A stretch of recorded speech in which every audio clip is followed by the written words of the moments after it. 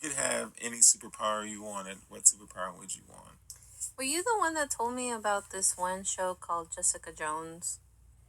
Maybe. It's like this guy who, like, when he talks, he makes people do stuff. Purple Man, yeah. I think I would be okay with having his abilities. I'm thinking about that guy and how he dies, and yeah, man, you could. That's cool. Because you don't read the comics. Never finished watching it, by the way. But well, she's the hero, so she beats him. Right, that part I know. But I think I wouldn't mind having his powers, but not using it for the evil deeds that he does. Also, in the comics, what happens is he has like 3 or 4 kids, and they all have his power, and they're all purple men, and they use their powers to make him kill himself for how evil he is. That's how that ends, and I'm like, that's wild. Okay, that's what we're doing. I don't know what power I would want. I was guessing like time control, but I also need like control of time and space. I feel like also like for me it would be like telekinesis. Yeah. So that would be one thing. It'd be like, man, especially if I drop things, and yeah. Or like some type of teleportation, like not like for me teleporting, but like to get things that I want on my hand. Oh, so like a tier 2 teleporter. Yeah, so like I don't want to teleport because I feel like there's a lot of like, depending on the type of teleportation ability, is like you have to be there, know where it's at, or if not you crash into like other people and kill them or kill yourself and shit, like some crap like that. But mine is just more like pizza's in my hand, you know. That doesn't seem like it's a really useless power. No, if you're teleporting it, that means someone made a pizza and you're stealing a pizza. Nobody knows it's me. But that's the type of power, like pizza. I was gonna say money.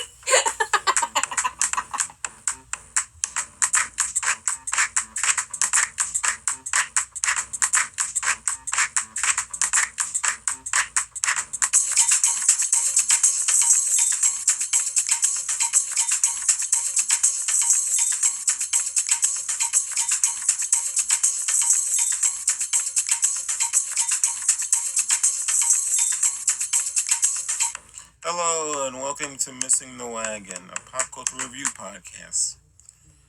I'm your host Samuel, and I'm here today with my co-host Miri. Hi everyone. How are you doing today, Miri? I am doing great, as always. Lovely to be here. Oh, every single time. Today we're going to be reviewing Superman 1978, a very fun movie that like Jaws, I remembered watching as a child, but unlike Jaws, I really enjoyed the beginning of this movie. I'm gonna be very honest. This movie, I asked so many questions, and not the questions as like, why did this happen? Just more like, how? Like, just realistic questions, really. But so that was just me throughout the whole movie. Just like, how did that happen? Like, what do you mean? Anyways, please proceed.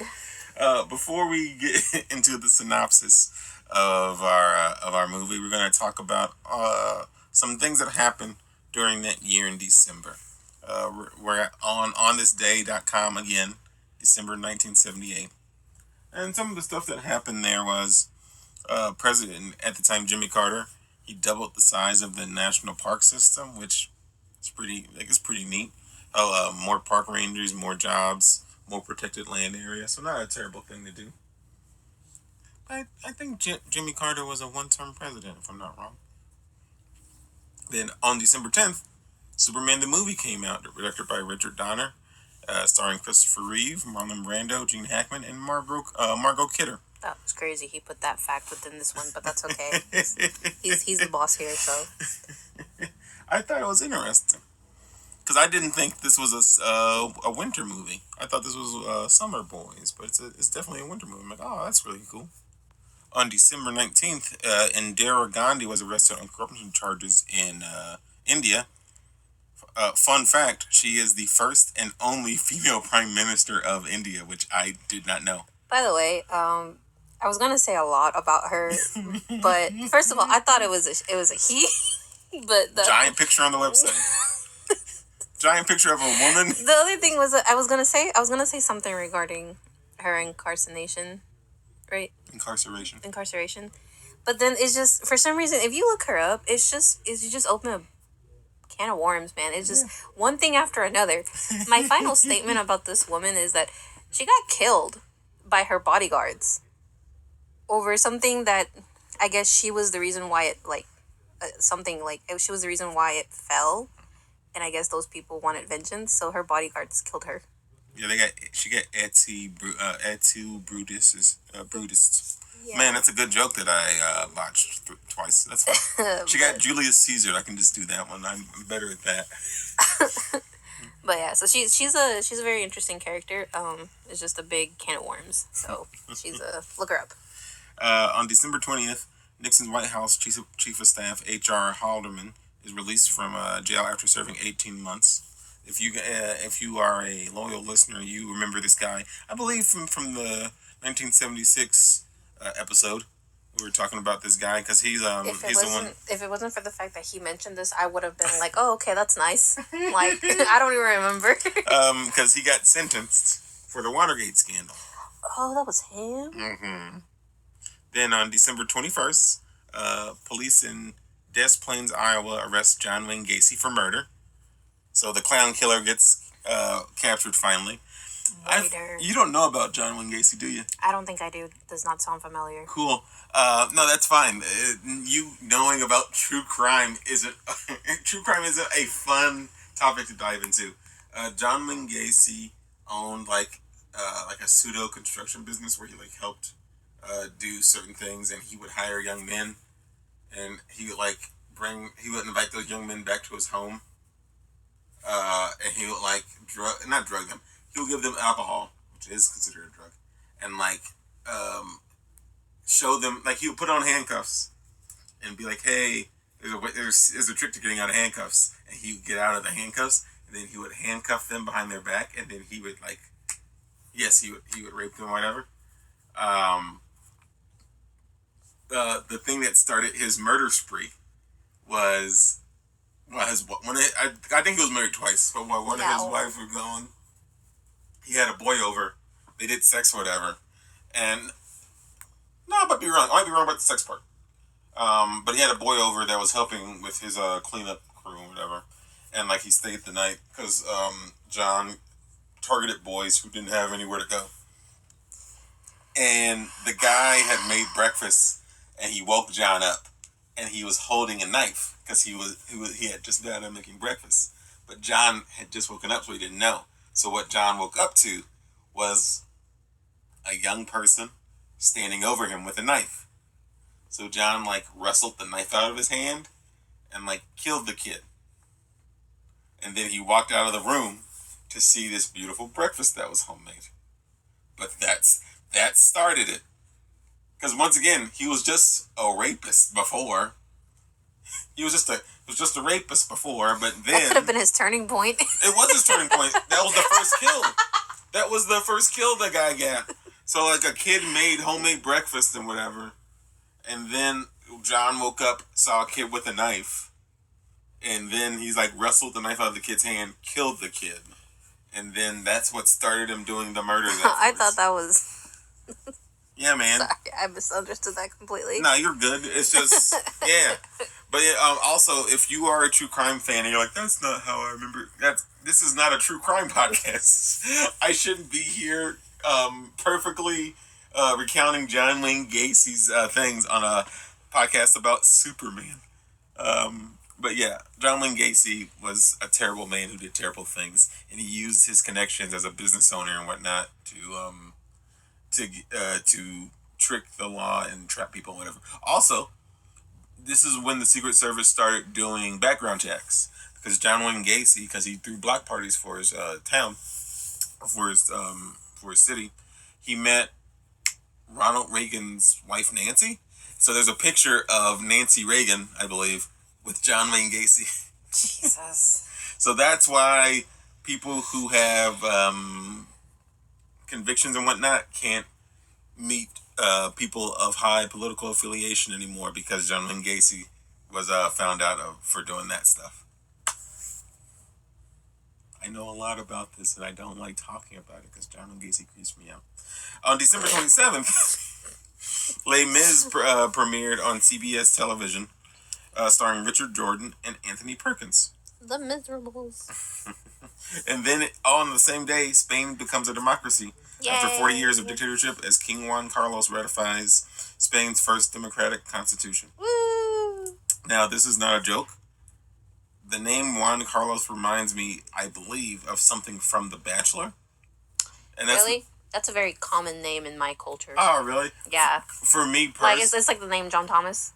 Like that. John Thomas. But Juan Carlos is a very basic. But yeah, for me, name. in my brain, I don't think that's the guy's name. Because once again, I don't watch Bachelor. But it was one of the seasons where he went to he's like, I want to find love. And all he did was sleep around with the women. Oh, that's how you find love. Through physical contact. That's how you know she's the one. And he lied to them.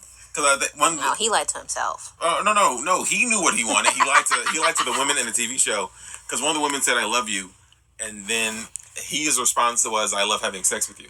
That was his response. And I'm like, that's a major commitment issue. My man is on national television, mic'd up. And he's like, you know what? I'm going to say this and no one's going to stop me. And I'm like, ooh, rough. Yo. But that is your news for 1978 December. And now, on to Missing the Wagon Draft. We haven't done this in a good while. But for me, I thought we could just do a superhero draft, but I thought that would be boring. So I started by doing. We're doing a draft for Olympic events, and then you get to decide who has the better team. And then, do you want to start first? I'm gonna bring this to attention right now. It was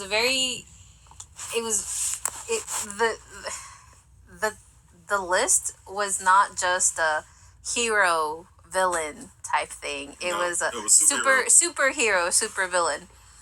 So mind you guys, my list is it's not that great because I'm not very familiar with any of the supers. Sounds like a loser trying to make excuses. I'm not making excuses. Like you're gonna lose. But I have some classics. Some classics. I have the Phantom. I have I have the Shadow. You don't know those. Those are heroes from a radio place. I have Dark Magician Girl and Dark Magician. Would you like to start? Because the first category for the draft is skeet shooting. All I want to say is that if it would have been a more broad one, I feel like I could have won this one. Okay. But I chose Dante. From Devil May Cry? Yeah. It's a superhero. You said it. No. Okay, because there is technology in front of us. So I could definitely just type into Google, is Dante a superhero? If not, Alucard. Alucard is a supervillain. I actually Googled him. It says he's a supervillain? He's a superhero. Does the AI say that, or does something else say that? AI. Oh, okay. The most trustworthy thing so far. Take your pick. Okay, which one are you doing? Dante. Okay. Where I'm gonna choose Hawkeye. Because Hawkeye is not only a superhero, but never misses. So then I'm guessing it'll be my go. And the next category is 400 meters swim. So then I'll choose King Namor from Who is that? King Namor is that the Stingray guy? The Stingray guy. The Stingray, the ant, the. Oh yeah, because you're miming and saying no words. This is an audio medium. He looks like he has like a big ant mask and he has a little rays like this. Oh, you mean Black Manta? Oh, okay. No, that's DC. King Namor is he's Marvel. No picture of him. Yes, he is Aquaman. Mind you, his is an actual list. Mine are actual pictures. He is Aquaman for Marvel, but he's a much bigger jerk. But yeah, he lived underwater. He has little wings on his feetsies. I like his 60s and 70s incarnation because that's how I was first introduced to him. Now he looks too handsome. Like modern day him looks like this. He looks like a handsome, like a vampire man. He got edge. Yeah. But like 60s him looks like this. Oh. Yeah. No, I prefer the other one. I look. Listen again. My list is not very strong. I said Storm. For swimming? Yeah. What? I don't know. I panicked. This. But she flies. She controls weather. Yeah. That's all I gotta say. Okay. Like, it's not very great, guys. Like, I this was a very stressful list picking. Not that stressful. Gymnastics and pommel horse and uneven bars, and that is your pick. Oh, I think I did a good candidate. Catwoman. Oh, that's pretty neat. I chose Nightwing. Nightwing. Yeah. Ooh. Yeah, you know, he's a kid gymnast, and he trained with Batman. So. For some reason, I would have thought Robin if you would kid gymnast, but no, don't. Nightwing's Dick Grayson. Oh, he is Robin. Oh, okay. In the 80s, when he wanted to not be under Batman's wing, he became all itchy and gave himself a stupid pop collar and disco stuff. But yeah, Nightwing is just Robin. Yeah, man, adult Robin, so he's even better at what he does. Then the next category is weightlifting, one-handed lift, and clean and jerk. And since I get my choice, I'm choosing the Incredible Hulk. I was going to pick that, but I actually changed it to Fantastic Four, The Thing. Oh, okay. Is that his name? Is this guy? Yeah, Ben Grimm, yeah, The Thing. Yeah. And then the last one, because we're going to use all of our other 4 players, and then the 5th player is going to be on the team. The last pick is basketball. I generally like this character in the Netflix series, She-Ra. Sorry, once again, silence is not helpful. Because I'm looking at you for an answer. All I did was squint my eyes at you. Which is not helpful for the audio medium. Audio medium, you say a thing, I'm just going to sit here silently. They'll know what it means. She-Ra. What about her skills do you think makes her good at basketball? So, in the Netflix adaptation... She dunks all over that tiger lady I don't know the name of.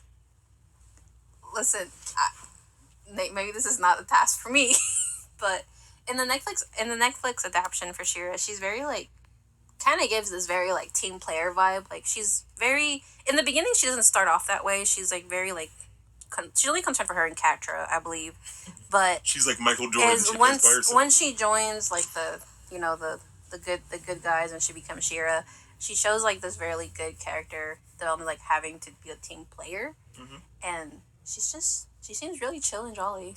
At least from the parts that I remember and seeing. Because I didn't finish watching the series, so that's all I gotta say. For me, I thought you would have chosen him.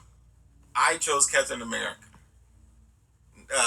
Not only is he a great leader, not only does he have great stamina and endurance, not only does he have great hand-eye coordination, the one thing we know him for is he throws a giant metal shield with pinpoint accuracy. So, hey... She has a sword.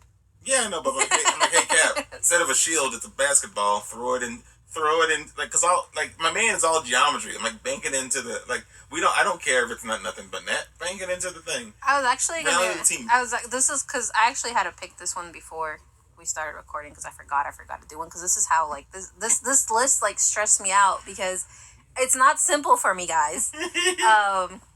But I picked these last 2 at the last moment. I was like, oh, I remember this. And for a moment, I was... saying it's simple doesn't make it simple? It was between She-Ra and Bakugo from My Hero Academia. So for the basketball team? Yeah. Well, I can't wait a second. Because, like, Bakugo... I haven't watched that show in a good man. But when... I just ship. They go... I just boot.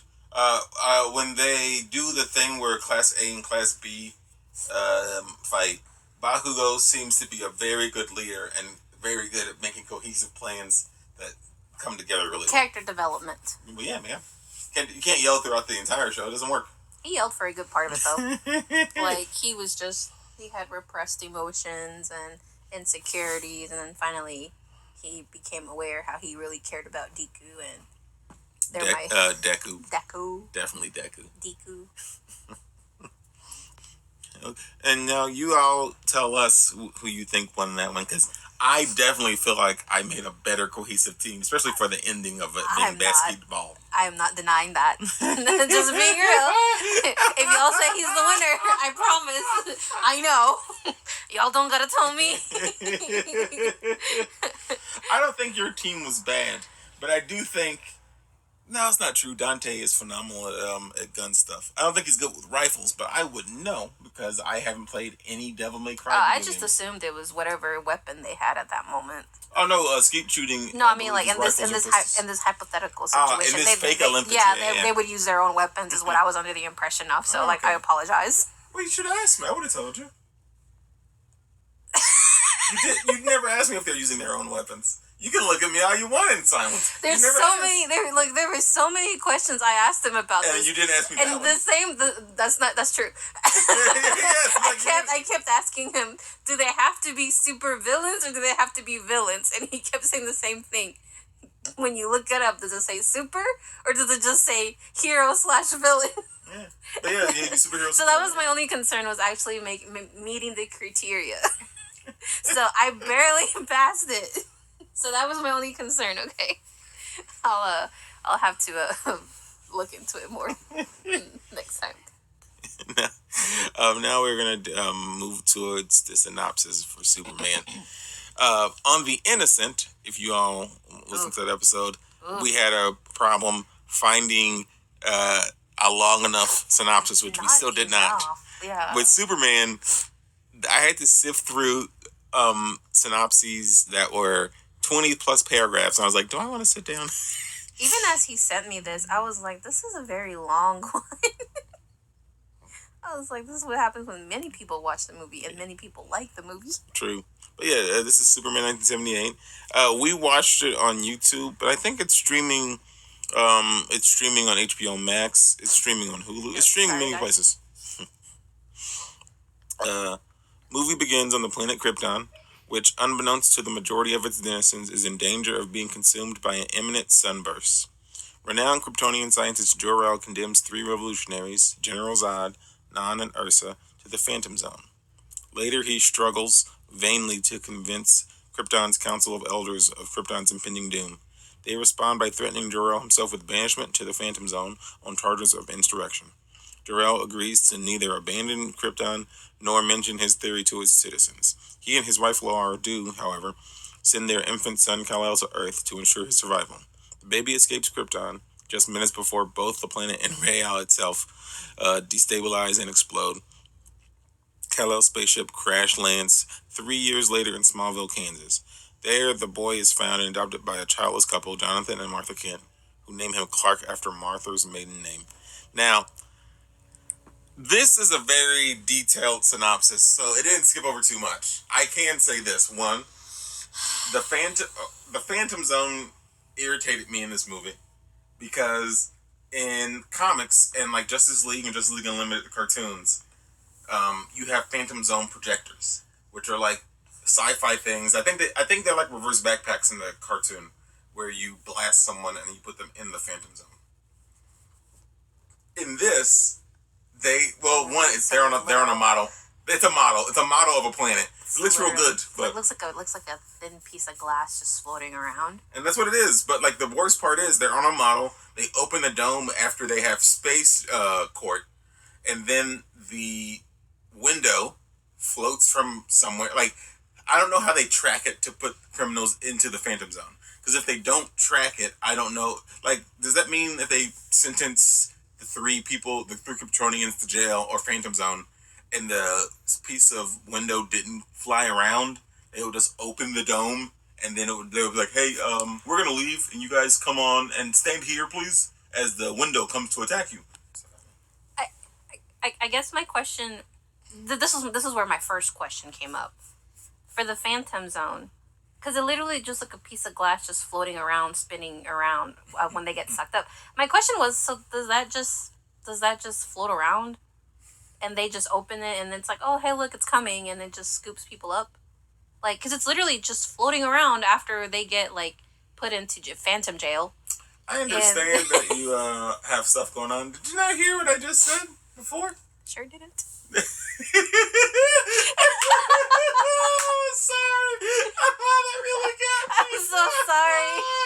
I was somewhere else. It's been such a long day. I'm so sorry. You're all good. Because what I was saying before, before you jumped into what I just said with what I just said, I was saying how when they're in Space Court, like they have, because you remember the two, it was like it's two circles, but they're like rotating perpendicular to each other, and I'm guessing it neutralizes their powers or whatever. You mean the rings? Yeah, the two rings. The rings are around them. Yeah, and I'm guessing that keeps them trapped or whatever. But my brain, I'm just like they're like we don't see a tracker. We don't see like the dumb faces on the wall. They're like, oh, it's coming. Floating faces. Yeah, kind of gave like Doctor Who vibes. But a show I need to watch.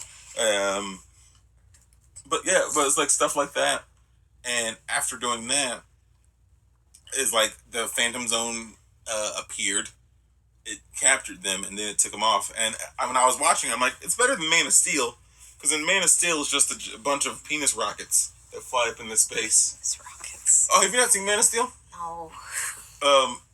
They have the same intro, but it's more action packed.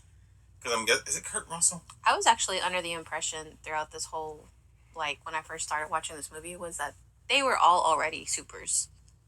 I found out that they were actually just regular people, because their planet had a red sun, and because of the red sun, they're normal people on Krypton, which kind of sucks, because it will be kind of cool to see a planet full of superheroes. I was wondering why they all died. Well, that makes sense. I think a lot of the superheroes would die if a sun exploded. But I mean, if they could fly and stuff, like if they you're right. Superman can fly in space and so I was under the impression they were already like had superpowers, and thought, okay, that made sense to why all of them died. Yeah. Okay, that makes a lot more. I was always confused about it. It doesn't make no sense. Well, now it does. Clark is no ordinary boy. He is incredibly agile and strong, but at the urging of his parents, he keeps his abilities hidden, frustratingly accepting the ridicule and scorn his peers as he assumes mild-mannered temperament, fading into the background rather than becoming a star of the football team. But as Jonathan Kent reminds him, Clark was put on Earth for a reason, and it's not to score touchdowns. Clark then says how about they race to the barn. Unknown to Clark, his stepfather has been having heart problems and soon collapses, myocardial infarction, and dies. At the funeral of Jonathan Kent, Clark feels guilty for not knowing what to do. Despite the sudden quickness of his death, he laments all those things I could do and all those powers I have, and I couldn't even save him. Now, what irritates me about this scene, because once again, it's a pretty good scene, but things that irritate me is, I think this is during the time people believe that you could like learn things in your sleep if they were like played over and over again. So we see like baby Clark turn into like 3 or 4-year-old Clark through space travel, and like Marlon Brando is like talking to him, telling him all this information, and I'm like, I hate to be mean. The thing I don't think about Superman is super intelligent, because like he's talking about like Einstein and all these other and theories of relativity and whatnot, and as he's passing through planets as he's a baby, and there's the scene where Martha and Jonathan are driving to church because they're in their Sunday best, and Clark crashes next to him. A boy comes out naked, and I'm just like, you could have had him in like a diaper or something. Like, he is a boy that's been stuck in a space pod. You can have him in diapers, whatever. He doesn't be naked. And then Jonathan's like, oh, we got a flat tire here. So then Clark picks up the truck. And once again, I haven't read Old School Superman in a good minute. But the thing that is typically known from newer comics is that, like, Clark gets sent here from when he was a boy. I think he goes through, like, a wormhole or whatever. And he gets his powers activate when he's, like, a preteen, because he's absorbed enough of the yellow sun. But in this version of Superman, it's like as soon as he lands, my child boy is strong enough to pick up a car, like a truck, over his head. And I'm like, that kind of irritates me because from what I know of the comics. But, once again, movies can have different continuities and all. Like, you can make your own continuity if you want. So I'm just like, oh, okay, cool. So he's strong enough and fast enough, even, like, since he is a boy. That's cool. Like, for me, I'm surprised that child Superman had their strength to not be found out immediately by all the townsfolk. because I'm just like, no, like definitely, a kid like throws a tantrum and like punches a hole through a wall or something, but he doesn't do Now that. that I think about it, they literally clearly back then government getting an identity wasn't that hard. No, But they clearly, literally, just took in a random child.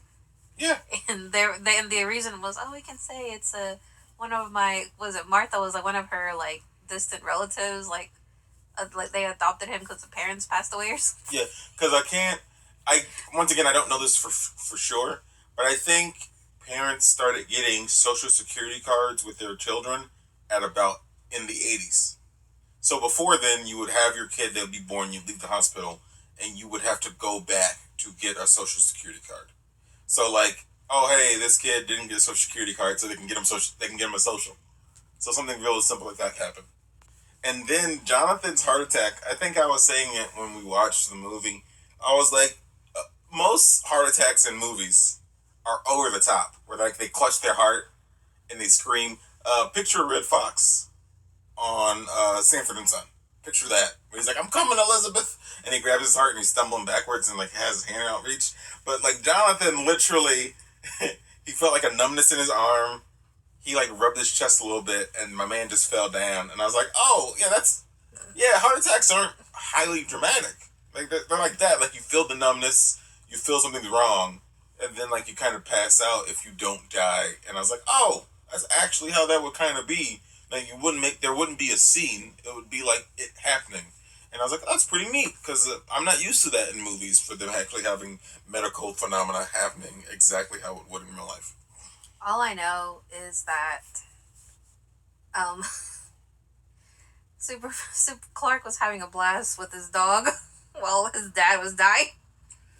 He was having a blast with old reliable over there. And then at the funeral, it was such, the scene wasn't bad to me, but the scene wasn't hyper memorable because my first thought was when Jonathan was talking to him after he left school, and because when he left school, Clark was an idiot, and Clark ran home, and they just sped up the footage, but he ran home. It looked really silly. It did because the kid, like, he doesn't need to have a runner's form, but he wasn't running like a person. He was running like how they draw Roadrunner running. Which, yeah, right. He was drawing how they wrote, like how Roadrunner runs. That's how they, instead of him doing like a normal run and them speeding that up, it's like he did a goofy cartoon run and they sped that up. But Clark was running next to a train, and you even have a scene where this young girl sees Clark and like points to her mom like, "Hey, there's a boy running near the train," and like he runs in front of the train and stuff. And I'm like, wait, so like Clark goes to Metropolis in this movie and becomes Superman and like does stuff. So, like, what if this young girl's like, hey, one time I was on the train through Smallville, and I'll never forget this, because in my life, I've never seen this ever again. I saw a young man running faster than the train, and now this dude who's indestructible and super fast pops up. Let me go to Smallville, get a phone book, ask around. Hey, that guy, there was a young man here at this age. Oh, that guy, he moved up. I'm like, yeah, like, when do we find out who Clark Kent is? But we do not in this movie. And that's just fun. Just like Sailor Moon, put on Sailor Moon with a tiara. Nobody knows it's Serena or the Sailor Scouts, but man, Clark with those glasses, nobody knows it's Superman until it's just glasses. But the problem becomes that when he's a teenager, he doesn't have any glasses. He's using his powers out in the open, which I don't. Once again, I have not read Superman comics in a good minute. But that's never a thing where he's like, I'm pretty sure if he would have used his powers in Smallville, all he had to do was just put hair in his face and nobody would know it was him. Well, technically, there is a TV show with Tom Welling called Smallville, where it's about him in Smallville using his powers and whatnot and learning about his powers. He calls himself the Blur because he doesn't know how to fly yet, so he runs real fast. Yeah. After a few months pass, Clark hears the call of a mysterious green crystal hitting in his parents' barn. And in the movie, this is represented as one day he wakes up. Next day. It looked like it was the next day. It didn't even look like a few months. It looked like the next day. After they done and buried Jonathan, yeah. his dad, and literally as the kiss just kissed the coffin, next day he sees this. Well, because once again, there's no title card, and there's not like whenever you do like a spy movie, they always do like the typing sound effect and tell you where something is. But there's nothing that. It's just like, so it feels like you said. It feels like the next day, the sun rises, and Clark wakes up and just looks towards the barn, and the camera looks at the barn, and we're like, why do we care about the barn? And then Clark walks into the barn, and once again, I was like, is there a high pitched sound happening? Is there something going on? But no, like we don't. There's nothing going on to us. It's just a teenager wakes up and turns and sees a barn. I'm like, okay, cool. Mysterious green crystal hidden in his parents' barn. He realizes that it is time to discover his purpose and bids an emotional farewell to his Earth mother. 1, just call her Martha. You've already done it. 2, okay. So that scene frustrated him so much. It frustrates me because this is what we saw as movies are show don't tell. This is what he saw. so what we saw. I'll tell you what I saw. So what we saw was a teenager buried his dad. Wake up the next day, sunrise, and he turns to a barn. He walks to a barn, and he goes to a secret hatch that once again, when his dad died, he's playing on that hatch next to the dog. So that hatch has been there the entire time, and he just never realized it for the 18 plus years he's been there. Nonsensical. It did say on the thing that you must be 18 now, which is why it started beep bopping. Yes, but we didn't hear the crystal beep. Oh. We didn't hear we don't know of because we don't have. Because we're not Superman, we don't have super hearing. But like we didn't hear like once again, it's just a beautiful sunrise and him looking at the barn. So like funeral, wakes up and here it says a few months pass. For me, like you said, if the next day, it's time for what's going on, and then he goes into a barn. He goes to a hatch that he was playing on when his dad died. And I'm like, you don't hear the difference from ground to hatch, but whatever. And he goes and grabs a green stone, and it looked like a green crystal, and it irritated me. Secondly, that after grabbing this green crystal, I'm like, isn't this kryptonite, my man? I don't think that was kryptonite. It might not be kryptonite. I don't think that was kryptonite because the kryptonite that you later see on, you can definitely tell that's kryptonite. But this one, I think this was just genuine a green crystal. Yeah. Once again, for me, green crystal is kryptonite because that's how Superman works. But for me, my brain was like, if this kryptonite was a stone, a rock. Well, yeah, crystals are stones and rocks. What do you mean? They're like core. Well, they are considered rocks, yeah, but it's not like crystals are rocks. I thought it was more like a.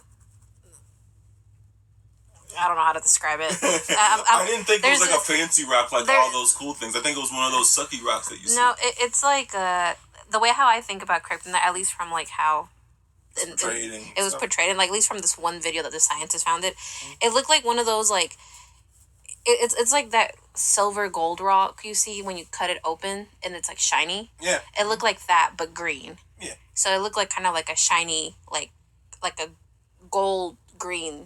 And this crystal calling to Clark doesn't look like that. It just looked like a genuine crystal. Like he over here believing in the crystal cleanses. But for me,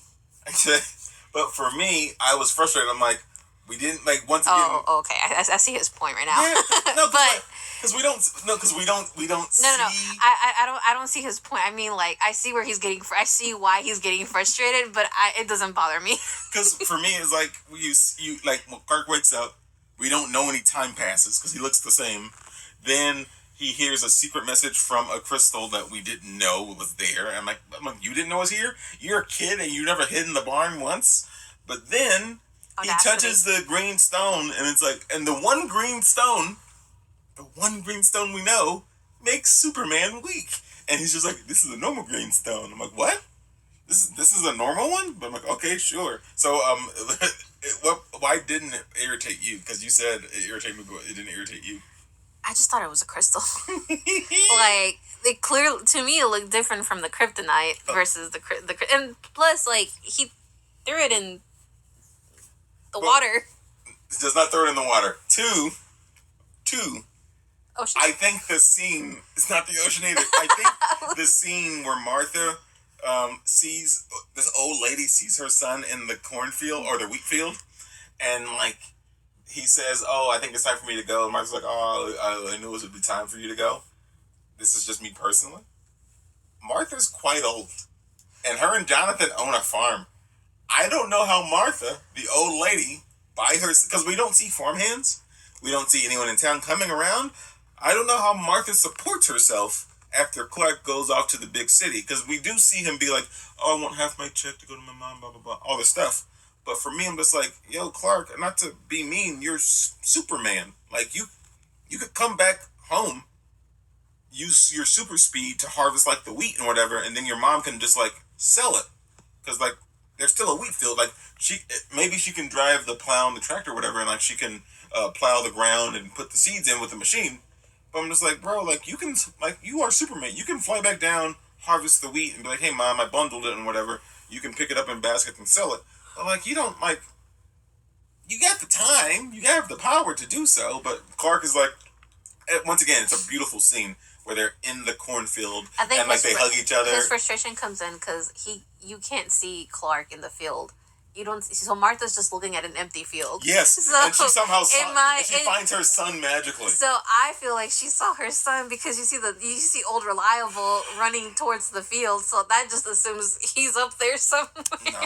That old lady cannot see that far in that field. If she can, she has phenomenal eyesight, and I give her props for that. But she didn't see her son, and then she just walks. And then she walks like 3 football fields to come talk to her son. I'm like, "Hey, son, you're being a real jerk about it. Your mother just lost her husband, and you're making her walk." Yeah, you're making her walk 3 football fields to come talk to you. To just have a conversation that says, "I think it's time for me to go. I think it is time for you to go." And then they hug, and this is once again, this is me personally. It's a very nice scene. It's very beautifully shot. I think the embrace lasts for too long because they talk. Let's say the scene is 2 minutes.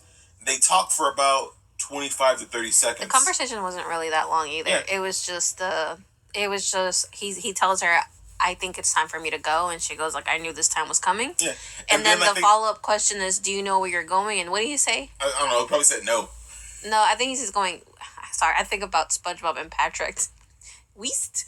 Going Weast? He said one of those coordinates. Yeah, but yeah, like but they hug each other, and then the shot just stands on them hugging.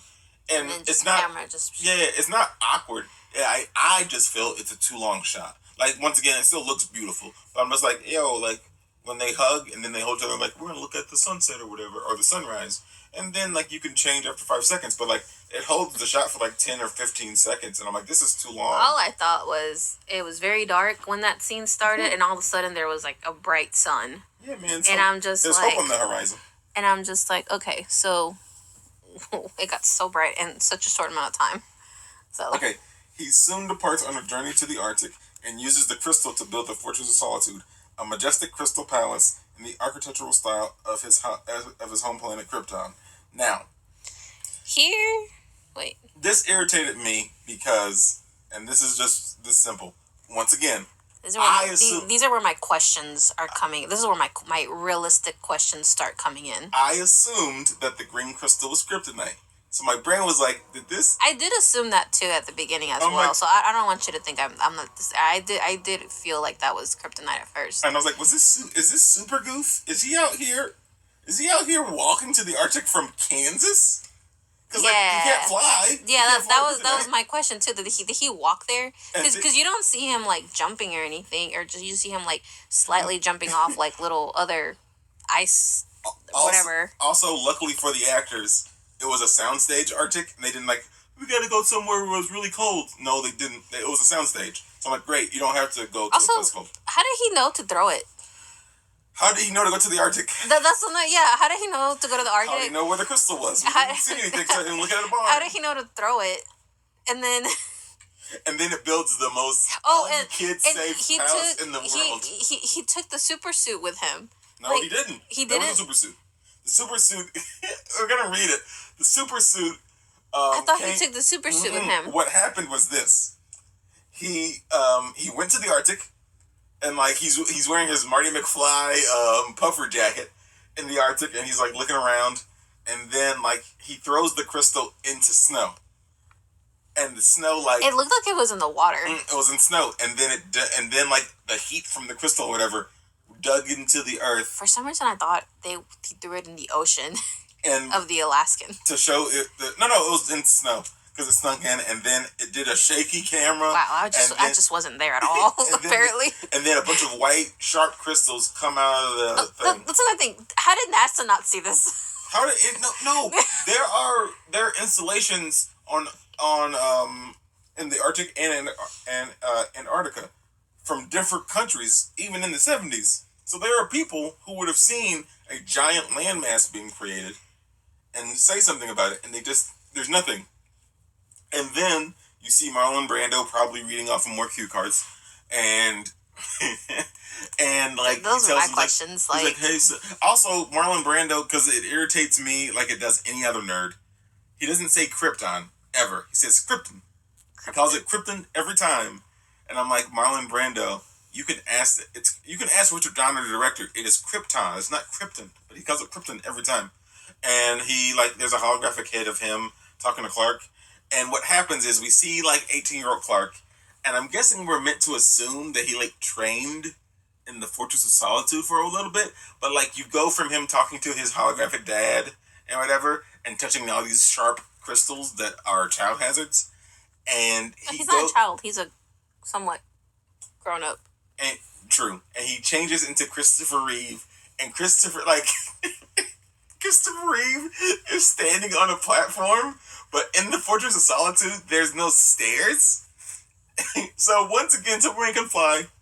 But I know he couldn't walk out. Yeah, he couldn't walk out. Learn how to fly in the Fortress of Solitude. He couldn't have worked. Daddy was like, hey, this is how you put your mind power on it. Yeah. You focus on floating, think light, and this is how you fly, son. Yeah. But the next shot after he puts a crystal in the ground, a place appears, holographic dad tells him stuff. It changes to Christopher Reeve, and it changes to him in the Superman outfit, and then Christopher Reeve does this awkward fly towards the camera and off screen. But when I looked at it, I was like, there is no way possible Christopher Reeve could walk up to this platform. So that means Clark, for some reason, because it's for us, but for some reason in world, his logic was, I need to stand on this pillar to fly down a little bit. And I'm like, I don't think he didn't have to do that, but that's fine. But that's what happened, and that was really weird to me. Inside, Kal-El learns the reason he was transported to Earth and his future role on the planet from holographic recordings of his father. After 12 years of education and training within the Fortress of Solitude, he emerges garbed in a red cape and blue bodysuit with the L family symbol on the chest and flies off. How do we know it's 12 years? How do we know it was months after the crystal? How do we know? No, Superman fandom. How did you know it was 12 years? The few months, okay, I can see it. How did you know it was 12 years? I can't. How do you know it's a few months? How does not, it looks like the next day. There's nothing to tell me it's not the next day. 12 years? Yes. He went through all his puberty in there? Yeah, hey, buddy. Was there any bathroom in there? No. One, you're around snow. Two, bathroom. You think 18 is when Where's puberty the starts? Sorry. You think 18 is because he went there when he was 18? You think 18 is when puberty starts? 18 to 30 is when your puberty hits, kids. Sorry. 18 to 30 is when your puberty hit, but no, he already went through puberty. He's 18. But no, you're not wrong. What about food? He doesn't need food. He sustains off the sun. A bed. He's not Where'd you shower? Why does he need to shower? That ice cold water ain't good, man. No, but I'm saying, why does he need to shower? So the fortress doesn't smell bad? The only thing in that fortress is crystals and him.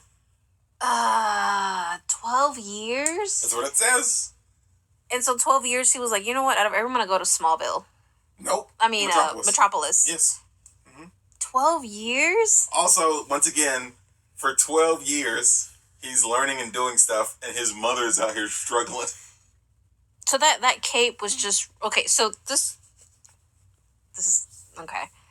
You can ask questions, that's the whole point. It's not questions, it's more like... So you're telling me this man throws a green crystal who we hypothesized originally was kryptonite. And it wasn't, because it's just a normal crystal at this point, based off on later on. A normal green crystal in Superman lore, I guess. Yeah, and so either this crystal transforms into the Solitudo Fortress, or it just, for some reason, this crystal created the Fortress, yes. Fortress of Solitution. Solitution. And then he just stayed there for 12 years. Yes. And, like, there's no bathroom, just nowhere for him to shower. No. We didn't see a bathroom. We didn't see or hear the crystal call to him, and it magically did. And then just randomly, that same crystal that created the fortress place also gave him the super suit. Yeah, man. This is why I'm not okay. I didn't know he was 30. I knew Christopher Reeve was older than that, but I didn't know he spent 12 years by himself learning how to, I'm guessing, fly. Okay, well, I guess that makes sense for the rest of his powers that we see. Still, though, 12. We don't see the rest of his powers. His X-ray, his hearing. But what does he need to hear in the Arctic by himself? His thoughts. Yeah, I don't know, man. Once again, the way you would train How did he not go crazy by yourself with your dead father hologram? Yo, that got some cabin fever type vibe. Okay.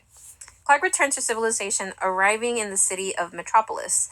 Although now attired in a brown suit and horn-rimmed glasses, his hair as a reporter. He's hired as a reporter for the Daily Planet newspaper by its editor-in-chief, Perry White. While there, he meets teenage photographer Jimmy Olsen and the paper's star journalist, Lois Lane. Clark begins immediately infatuated with Lois, but is unable to properly gain her affection while in the bumbling guise of Clark Kent. Also, Clark Kent should not be the ones you stumbled over. Sorry. 2, you don't have to apologize to me. 2, I love in the comics, because this is also true in this movie, Clark's first crush or first love is Lana Lang. Then his second one is Lois Lane. He got a thing for lanes. He has a thing for double L's. That's why his supervillain is Lex Luthor. My man has a thing for double L's, and I do not know why. Maybe they were making a Yayoi joke in there. In the 70s? However, when Lois boards a helicopter which malfunctions and is about to send her to her death, Clark shows his true nature. He slips away from the crowd of shocked onlookers and onto a revolving door instead of a typical booth. He found only less than suitable phone kiosk. I think I read that very wrong, by the way. There he dons the blue suit and with the L family crest, then flies off to save both Lois and the imperiled helicopter. Now, this scene gets me because there is literally, for some reason, a cool black dude. And we don't need cool black dude scene, but we have it. Where they see Clark. Okay, Clark goes and is going to a phone booth, but there's no phone booths. There's just. He did look at it pretty comically, which I thought was it actually got a chuckle out of me. That's old school. Like we need the phone booths, but the booth phone with the booth was one of those like literally like it's not an actual booth. It's it's just has a phone. Yeah, man. It's a normal payphone, which we don't even have. He just looks at it like, But he does the revolving door thing.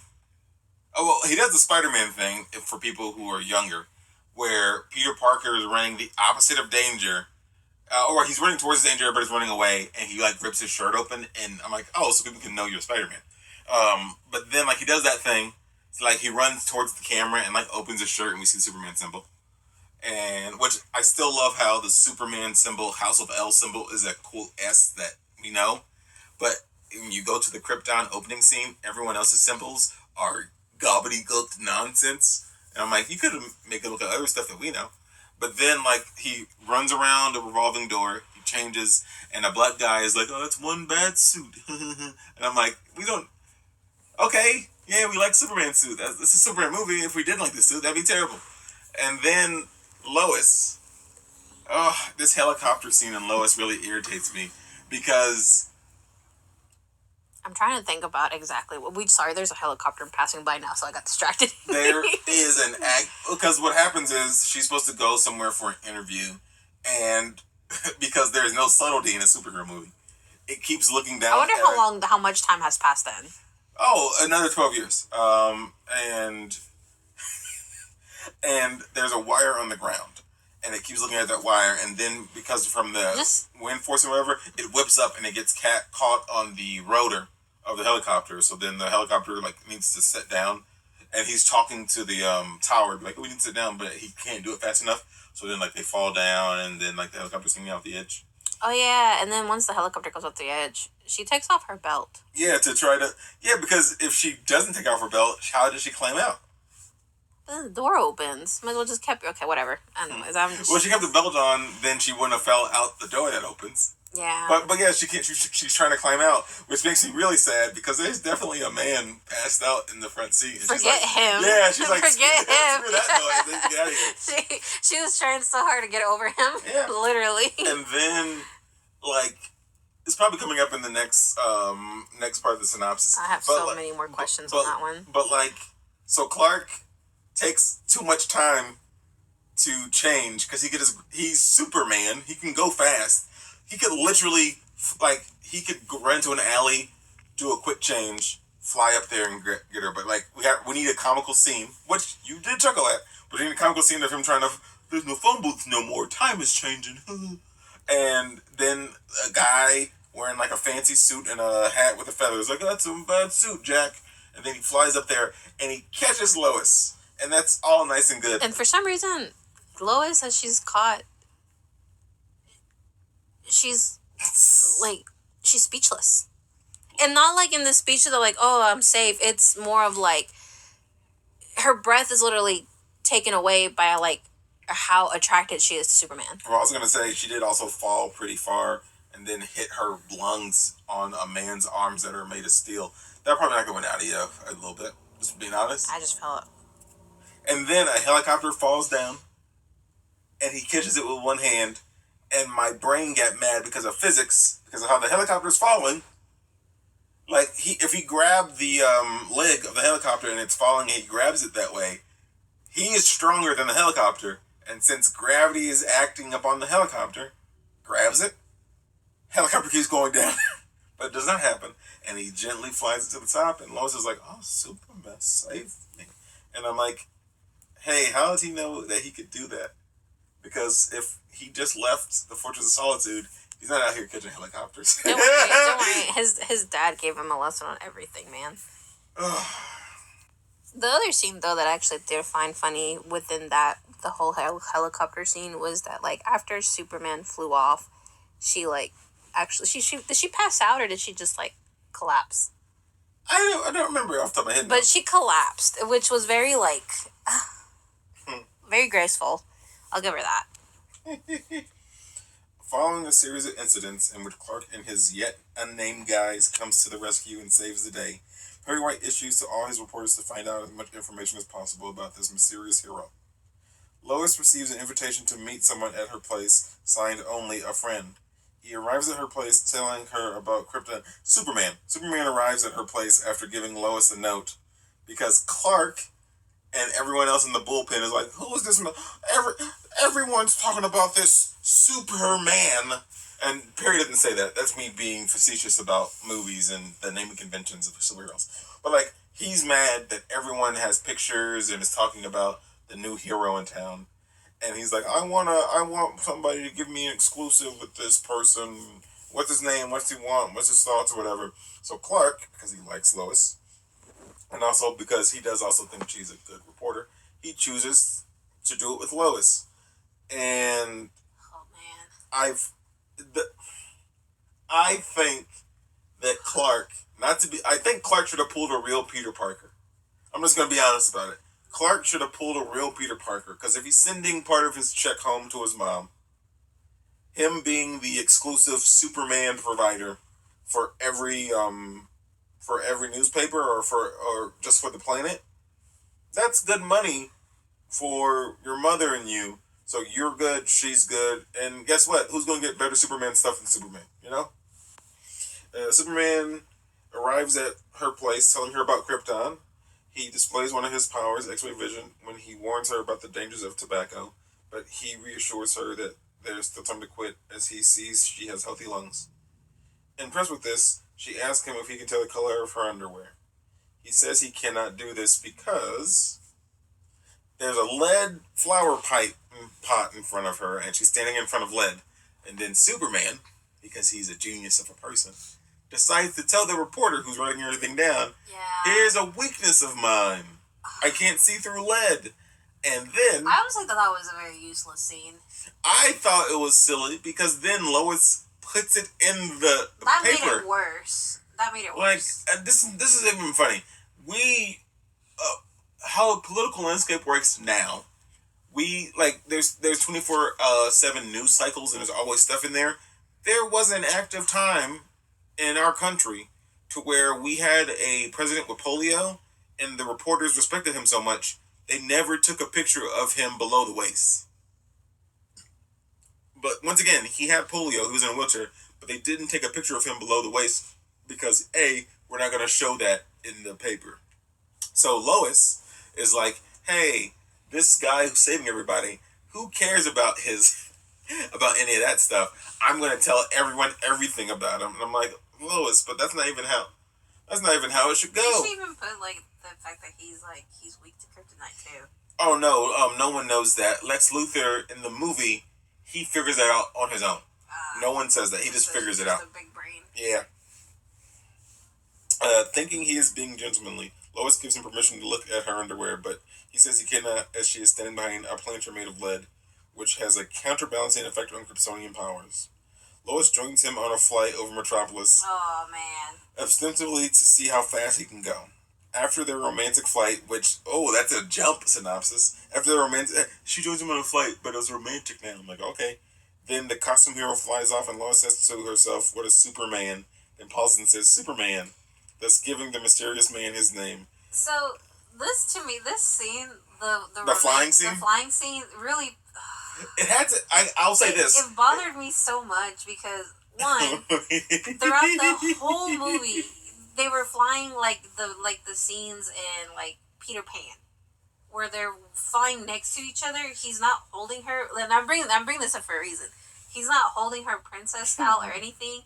The whole movie starts with them, like, he lifts her up, and then he puts her next, like, they're holding, like, she's holding onto his arms, and she's literally just flying next to him.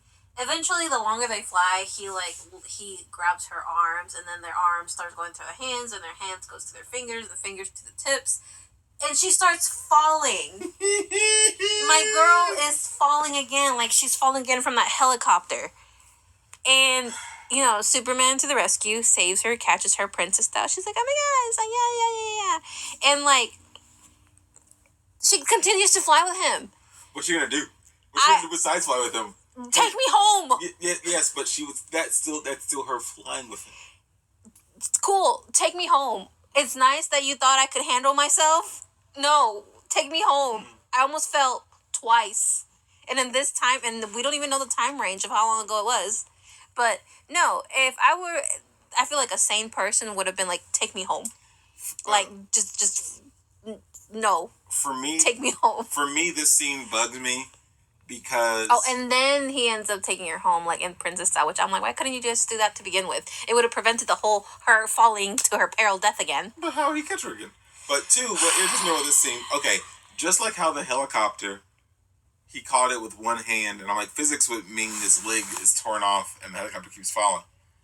But the way they're flying, as Miri said, they're holding hands and flying. And I'm like, what incredible core strength Superman has to lift an entire human being with just his hand outstretched. When I think about it, I feel like he knew that was going to happen. And he just let it happen, man. Like, the more that I think about that scene... Because the camera zooms into it, how, like, she's holding his arm, they're then holding, like, was it forearms? Yeah. And then from there, they're holding, like, wrists, and then hands, and then, like, fingertips, and then she, Mm-hmm. But then they do it again, and she holds his hand, and she doesn't slip. But my problem is, like, Superman, like, I have to be mean. Once again, Superman's lifting a lady...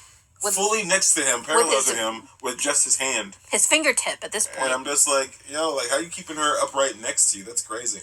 But that part, I'm like, oh, that's wild. But for me, the beginning of this doesn't like for Lois and Superman. It's romantic. For me, this is an interview, No, and then it's like, hey, you it's just time to fly, you time to nearly die again, and then let's fly somewhere. you dropped me, and my instinct is not to be like, yeah, let's keep flying. It's, can you please take me home, like right now? He returns to her place as Clark, and feels he should reveal himself, only to decide at the last minute that that is a bad idea, and proposes a great date with Lois by going out for a burger. Um, him, Which by the way, Lois, like, you can clearly tell Lois is like very infatuated with Superman, no, never. and like Lois, Clark is very like, very like smug about it. Meanwhile, arch criminal Lex Luthor is intent on committing the greatest real estate swindle of all time. With the unwitting aid of the U.S. government via the test launching of 2 ICBMs, Luthor intends to cause a major earthquake in California by using the missiles, one of which he was programmed to hit the San Andreas Fault. Originally, Luthor wanted both missiles to strike, but his assistant Otis goofed the reprogram of his first missile, targeting Hackensack, New Jersey instead. Lex resigns himself to using that missile as a diversion. The quake will cause most of California to slide into the ocean, killing millions of people while simultaneously making the vast tracts of worthless desert land that Luthor had quietly purchased skyrocket in value when it becomes the new west coast of the United States. That was a lot for me to say, guys. So sorry. This was a struggle. Like, this was a really big. It was thank you for your patience, everyone. I'm not gonna say anything to that. With Superman's fame rapidly spreading, Luthor perceives him to be a serious problem, luring him to his lair. Haha, it's contagious. Well, no, if you look at it says luring to his lair. Luring liar. What do you mean? It says luring to I his know. lair. Yeah. But yeah, man. That's on the Superman the movie wiki. It's not on me. Luring to his lair with a phony threat to gas the population of Metropolis. Having succeeded in attracting his attention, he traps the superhero with a piece of kryptonite, the only thing to which he is vulnerable. Now, I can't lie. I love this scene because Lex Luthor is a goofy villain most of the time in this. But to get Superman's attention, Lex Luthor is like, hey, I'm using a frequency only dogs and Superman can hear. And I'm giving you, like, I'm telling you where I'm at. I'm what telling a dog you are. Yeah, right? I'm just like, once again, Lex Luthor doesn't think Superman's better than him. He thinks he's a dog. And he's like, I know you and dogs can hear this. And that's it, you dog. And he tells him. And Superman, I'm like, hey, Lex is pretty smart on this one. That's pretty neat. Like, Lex Luthor in a lot of these movies comes off as one of those guys who thinks he's smart.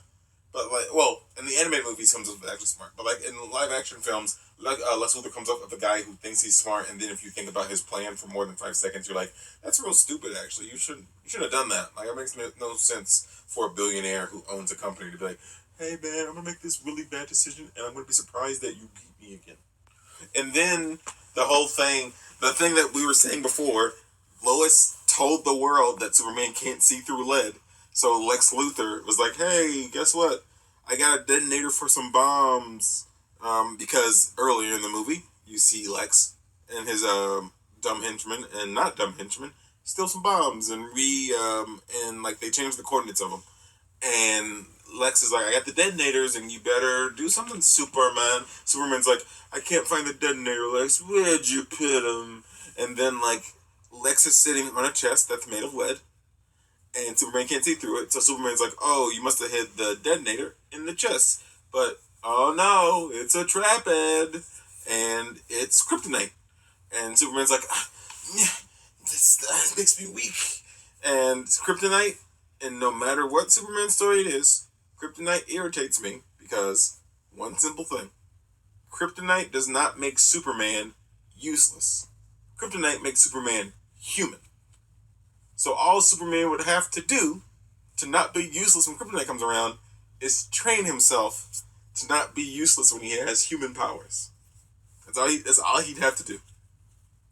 learn some kung fu, do some learn some I almost say QVC, but I don't think that's the name of the martial art. But like, there are things he can do to not be useless when he has kryptonite around him. But he's always the most useless man, no matter what media, when kryptonite comes along. And I'm like, kryptonite doesn't make you weak and docile; it makes you human. And they're definitely strong humans. So why can't you just like train yourself to be like, oh, kryptonite's around, I'm gonna be a bit stronger. But whatever. Superman being himself. He traps the superhero with a piece of kryptonite, which Lex Luthor put the kryptonite onto a chain and put it on Superman, and then threw him in a pool. And I'm like, I think the pool thing is kind of over the top, but you want him out. You want him out of your hair. That's the way you do it. However, Superman effects an escape with the help of Luthor's assistant Eve Tessmacher, who is both attracted to Superman and frightened for the fate of her mother, who happens to live in Hackensack.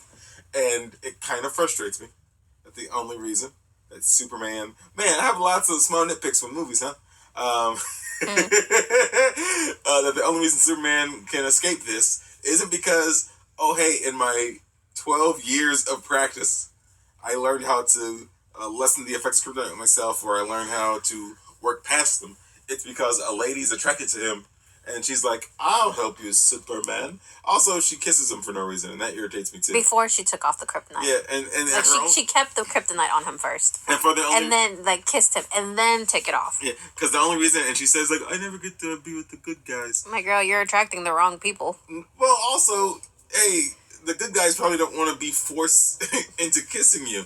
That's not the best. That's not fun. But yes, so all that happens in like the span of 10 minutes. Because the thing that this wiki doesn't bring on is the scenes of also Lex and them trying to. The other thing missiles. Too is that I was kind of just like, the heck is all this? Is because like he was just practically drowning with the kryptonite on him. Yep. Like he would come up for air, be like, help, help, and then he would drown, and then like just float back up to say help, and then just to drown a little bit. I still think that this man, because I know it's probably heavy, but I still think that this man could have tucked his chin into his chest and brought the back of the chain over his neck and hid, and then got the kryptonite away from him. He did try to, like, he was trying to. He was trying. Like, he was trying. He was trying to pull the, like, No. That's trying to break it. I'm saying he could have done this. No, he couldn't because he was too busy drowning. Once again, I can't argue these points. My man's trying to breathe and whatnot, but I still think if you were in water and there's a heavy chain around your neck, you'd be like, let's get this chain off me. No, I would just... You wouldn't try to get the chain off? No, I'd be like, hey, it's already on me. Let me just try to like. Yeah, get it off. Yeah, that's it. Yeah, I would do that. That's what Superman can do. No, he was trying to break it. Yeah, he's trying to break it like a crazy person. I'm like, hey, you don't have your superpowers. Just roll it off. You're a normal human right now. Yeah, put your chin to your chest, roll the chain from your neck over your head, and then you swim to the top. Hey, kryptonite's at the bottom of the pool now. Scoots. Superman keeps his promise and diverts the path of the Hackensack missile first, forcing it into space. In the meantime, the California missiles hits the San Andre Fault, triggering a massive earthquake. Luthor had intended. The length of the fault is devastated by an initial quake, but Superman prevents the catastrophic landslide Luthor intended by plunging deep into the earth to shore up the fault line. However, the quake's violent aftershock still causes massive damage that creates multiple disasters. As he builds a natural dam from rocks and boulders to stop the flooding caused by the breaching of the Hoover Dam, Superman realizes that he has forgotten about Lois. He discovers her car falling into a crevice that opened up behind it and closed again, trapping her inside and crushing her to death. This scene frustrates me. You know what? That's for the next paragraph. But this part doesn't frustrate me yet. It frustrates me because Superman kisses a dead lady. That's true. Superman kisses a dead lady. For some reason, there are two separate kisses also, that aren't consensual in this movie. He saved Jimmy Olsen, Mm-hmm. which This is pal Jimmy. His pal, his little friend Jimmy. And mind you, during this time, like Lois is driving away from like these like quake lines that are chasing her, and her car just runs out of gas. She was trying to get gas, but then the earthquake started when she was trying to get gas, so she drove off, and then she drove off after that scene we saw of her interviewing an indigenous man. That she was not paying attention to the road and almost fell off the road. Yeah. And the indigenous man was like pointing at her, like, "Look up the road, please." Yeah, because she's driving a car full speed trying to interview a man with the microphone. Yeah, and I'm like, just hand him the microphone. He's not driving. You're driving. Look at the road. But yes, Superman, he literally pulls an atlas and puts a tectonic plate on his back, stops the earthquakes within their aftershocks, saves Jimmy. Lois gets trapped, and it's a very heart-wrenching scene when you see Lois slowly get crushed by dirt and rocks. Then you see Superman after stopping. Once again, some more use of models. I just want to point out for the viewers that when the car stops, the crack opens up at the car, like the earthquake crack, it opens up, and that's why Lois's car gets slammed. That's why she gets crushed, because that crack opens up. Yeah. Like an earthquake. But there's a model of the Hoover Dam. It breaks, and Superman uses his model building powers, and he uses like rocks from the mountain, and he blocks the water from destroying the town. But in doing so, he's not fast enough to save Lois. And he gets real sad, and he pulls her out of the car, and he kisses her. And I'm like, hey, she's dead, Ted Bundy. How about you don't kiss the dead lady? That's fine. I didn't like it when the lady kissed you when you were weak and couldn't do anything about it. I don't like you doing it to a dead woman. That's weird, Clark. But I'm guessing we're supposed to understand you love her. This lady that you just kind of met. That's fine. We don't know how long they've been knowing each other. Exactly. We don't know because this movie doesn't tell us time. Whatever. Okay. Overcome with grief and fury, Superman flies into the upper atmosphere of Earth, where he hears Jor-El's voice forbidding him to interfere in human history. Disobeying his father, but, because the synopsis misses it, but listening to his Earth dad, who says, "You're put here on Earth for a reason, Clark. With great power comes great responsibility." And then, you hear Stan Lee scuffle in the background saying, "That's our thing." Then Steve Ditko throws pencils at him. But yeah, so, he doesn't listen to Jor-El, who's like, "Hey, don't interfere." But then Jonathan's like, "You are here for a reason, to make things better for humanity." Disobeying his father, Superman flies around the Earth until he is moving faster than the speed of light, thus traveling back in time, which is not what happens. This is visually represented by the Earth appearing to spin backwards. Now, what happens, because it's a scene I still love, is Christopher Reeve kisses a dead woman, and he puts her down, and he's real mad because he's reminded of his father dying, real calm-like, and he thus one hand in the air, guttural scream, "Yeah!" as he flies into space. And I'm like, hey, I understand you're mad, but I really do wonder if that was a full day? Was a full day of shooting just Christopher Reeve? Angry, getting the right angry scream and the right flying pose to go into space, and I believe, because when he's flying in space, he's remembering Jonathan, and he's remembering, hey, I wish I could have done this for my dad, but I couldn't have done it, so now I'm doing this for Lois.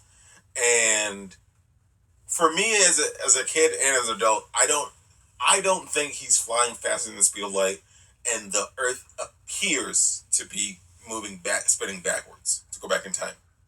What I believe, as an adult even, is my man flies around the Earth, and because Earth is going around the sun and gravitational forces, he changes the gravitational force of the sun, of the Earth, to make it spin backwards. And in this universe, that's time travel. Because there's no time machines, there's nothing like that. So time travel is just like making the Earth go back to the space it was before, and going back in time. And and this is just like question. Clark saved Jimmy, built a dam to stop the Hoover Dam, built another dam to stop the Hoover Dam from destroying the town. But he went back in time. So does that mean? Because to answer the question, the movie said no, that stuff is done. He just saved Lois. But like to go back in time, I'm like, does that mean like he didn't do that stuff and the people get hurt? Here's my thing. Let me read the next paragraph, and then I'll say my thing. Is it? By reversing time, he prevents the Hoover Dam burst and fixes the fault line in which the way the canvases doesn't reach Lois's car.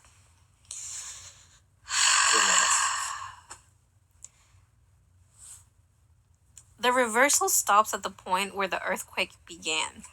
He then flies back to Lois, who is alive and well. Superman bids farewell and flies off with the task to finish. Tommy Olsen then mentions that it is unfortunate Clark was never here to see Superman, and in this moment, only that Lois suspects that Superman and Clark may be the same person, only to dismiss it as the silliest idea. This, I was already kind of like, what the heck, throughout the movie, because when he supposedly turned back time, the crack, as I stated, the Lois's car ran out of gas, so the quaked her, you know? The quaked her, she got quaked, you know? And she's filled with oatmeal. The thing is, though, like, how... Obviously, I'm not paying attention to the movie clearly enough because I didn't even notice that he reversed time to prevent the Hoover Dam and the fault line. I was just under the impression they just broke movie logic and, he stopped it right here, so therefore the quake didn't get her, which is why she didn't die. Well, once again, he went. Once again, I don't know how he saw that from space, but he stopped time between the time the crevasse opened up to swallow her up and between him making the dam. Because once again, if he went back too far and the dam wasn't created, the town gets destroyed. And then if he goes back too far, Jimmy's still hanging onto the side of the Hoover Dam, and he's about to fall to his doom. So like after he saves Jimmy and puts him down. Because Jimmy comes in at the end and talks to us like, "Oh, look, you left me over there, Superman." And Jimmy had a valid point to be like, "Hey, man, thanks for leaving me at the bottom of this dam where rocks are falling as a quake is near me." Hey, I could have left you hanging on to the side of the dam, and I could have just came and saved Lois first. Like it sucks to suck, Jimmy, but I could have left you up there, my man. But then like he does so after he saves Jimmy, after he builds a dam, but before the crevasse opens up. That's when he stops it. Now, how does he know that's when he stopped it? That too. Don't know. You don't know that in the movie. You just assume that he just so happened to stop time there. And then my questions came up. Doesn't that affect the timeline? Like, well, yeah, that's what his dad told him not to do. But then his other dad was like, "Help humanity, Clark." Yeah, that's the whole scene. Would there be another Superman? Whatever. Like a time paradox Superman? Yeah, like that's... Okay, you know what? This is too much for my brain. Let's just continue with the scene. Superman captures Luthor and his henchman Otis just as they're about to execute Eve for her disloyalty. Both villains are delivered to prison. The prison warden thanks Superman for his efforts, while Superman modestly demurs, insisting that we're all part of the same team before flying off, ending the movie. And now, that's not true. Because what happened is... There is no evidence that Lex Luthor stole the rockets, changed the coordinates. That's another thing of my question too. It's just an all-powerful alien god came and was like, take these guys. So this is actually the same argument I brought up to him in the beginning of the movie. When he saves Lois from that helicopter, he goes around on a nightly thing and just starts catching criminals, stopping criminals, saving cats. Which, by the way, a same little girl who saw him like running the train. Another little girl sees him fly, gets her cat out. She tells her mom, "Oh, Mom, look, a man flew up the tree and got my cat." And her mom slapped her because she was lying. So this is random thought there. But the same thing happened. He catches this one guy robbing, like, robbing some jewels, like, using the suction cups to go up, like, the glass windows.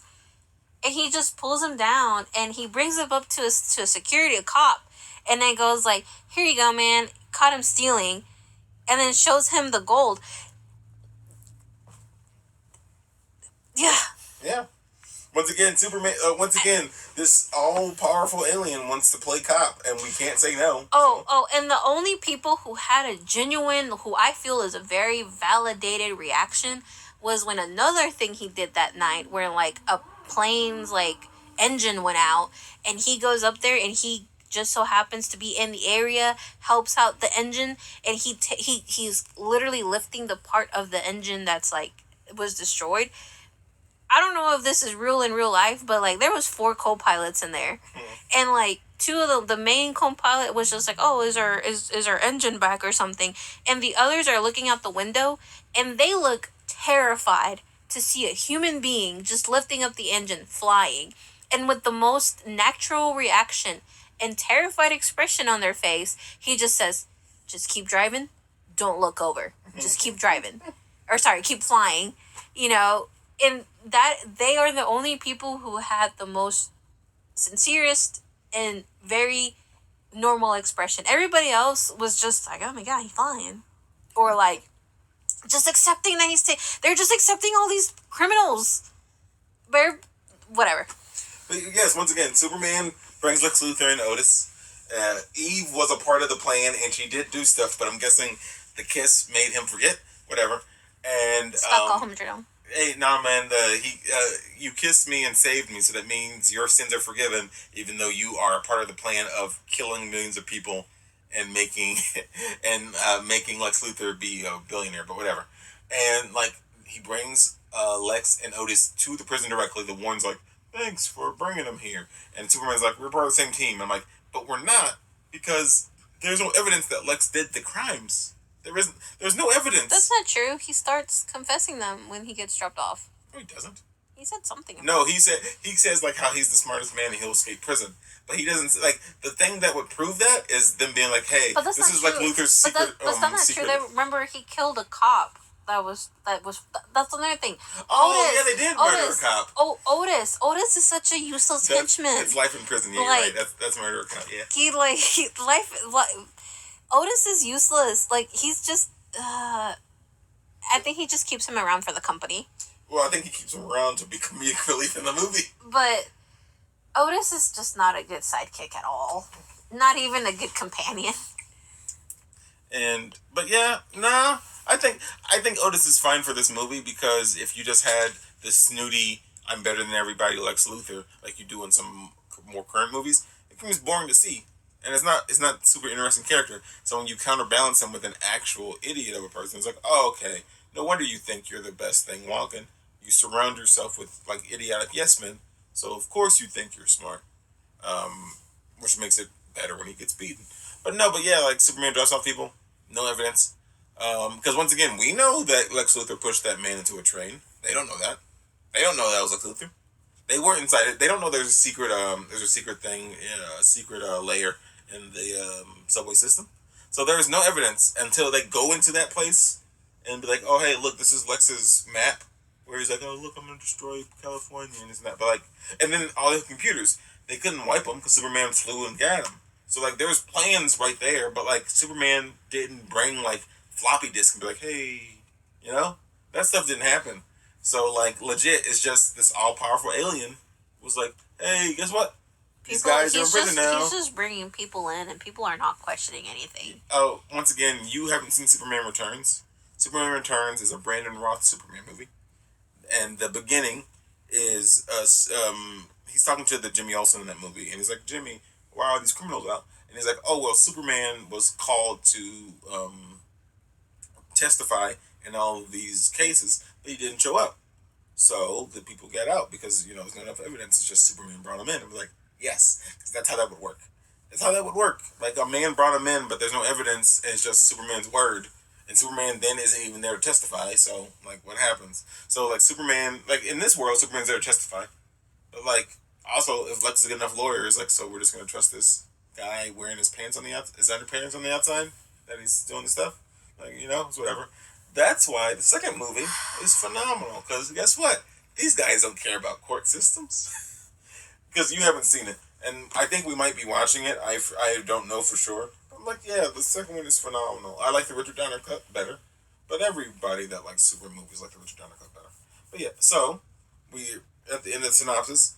So the budget for this movie was $55 million, and you see every single cent of it on the screen. By the way, this movie though, regardless of like how many questions I have for it, It's great. It's a great movie. The whole Clark, not Clark, Superman smitten with Lois. I was like, stop! You're making me nervous. Stop! You're making me nervous. You're you making might me drop shy. her. You might drop her from the sky and she might die. That's minus that. But like the scenes were between them, like I was like, stop. Okay. Anyways, it was cute. I like those scenes. They were cute. I think the creepiest thing is meeting a stranger and that power dynamic is they could rip you in half with 2 fingers and your immediate response is to flirt with them. I think that is hyper strange, but or to give them the okay to look at your panties. Yeah, that's not my deal, man. That's not how I roll. That's not how I live my life. The box office for this worldwide was 305.5 million. So once again, even though 3 isn't good, even though Quest for Peace is terrible, Superman made enough money to have 2 bad. Like if there's 4 of them and there's 2 bad ones and 2 good ones, it made the money for it. It's fine. I didn't know how to end this one, so I sent a short YouTube playlist of Superman to my mom, and I wanted her opinion on these movies because a lot of these movies my mother has not seen. She's seen this one, but it's probably been years since she's seen Superman. So I wanted to get her opinion on this one. I don't know what to name this segment of reading my mom's opinion on movies. But I don't know, like Mama's Corner or something. Now, this was the right Superman. He went from being a baby, losing both parents. They made the ultimate sacrifice, but the father speaks blessings upon him, stood out. He was an arrogant teen, went on to be mature and understanding his mission on Earth. Had an encounter with evil and kryptonite, fell in love but remained a public servant. These were classic. I'm going back to pull up the entire movie. Thank you for sharing something the whole family can watch. And I'm like, that's about right.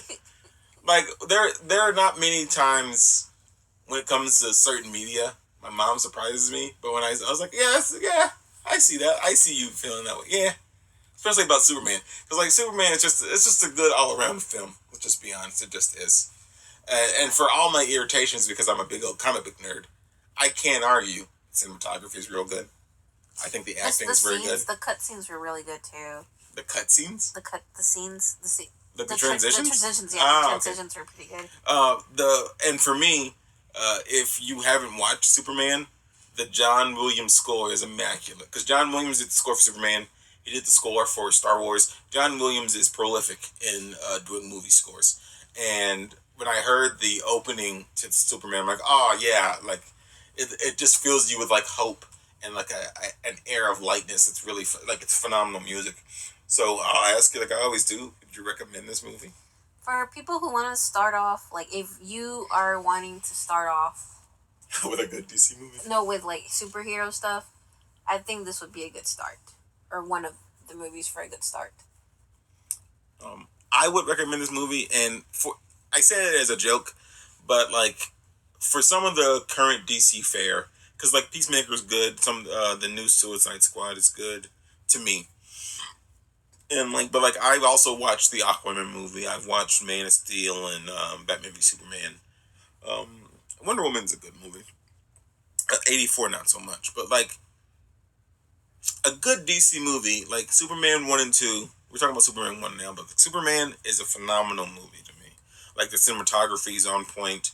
The characterizations I feel are very clear. The least clear parts of this movie is the time. That's it. Everything else is pretty like right in your face. I'm It's still like, thinking like, well, damn. In this case, they might have well been flirting with each other for like 20 years, and we don't even know it. we wouldn't know because there would be nothing to tell us except for him having some salt and pepper. How did the fandom know that time length? The Phantom? The fandom. Like, the wiki fandom. How did they know that time frame? Maybe Richard Donner said it in an interview. Maybe somebody said, I could not tell you how they figured that out. Once again, I didn't know it was months after Jonathan's death. I didn't know he spent 12 years. In the fortress. I just knew that Christopher Reeves switched places with the young actor that was Clark Kent, and we saw him awkwardly fly towards the screen. That's it. That's all I know. I didn't know it was 12 years. Didn't know. So I'm like, okay, cool. Yeah. I need that type. Well, no, actually, I don't need that type of time lapse. No, man, no. That sounds terrifying. Thank you for listening to Missing the Wagon. Our next episode is going to be Alien. And I can't lie, another movie I really enjoy. I'm not the biggest fan of horror. Was that the one with the face sucker one? Face huggers, yes. Yeah. Face sucker. Hey, well, I know a lot of facts about this movie. It makes me laugh because in Marvel Comics, there's an alien race called the Brood. And the Brood are literally just a cheap knockoff of xenomorphs. But they're a bit more sentient and they're more... Oh, malevolent isn't the word. Because xenomorphs are definitely that. But it's just like... But yeah, next week is Alien. And I cannot wait. So, subscribe on Apple Podcasts, Spotify, and YouTube. And watch wherever you can. Give us 5 stars. You have a good rest of your day. Bye.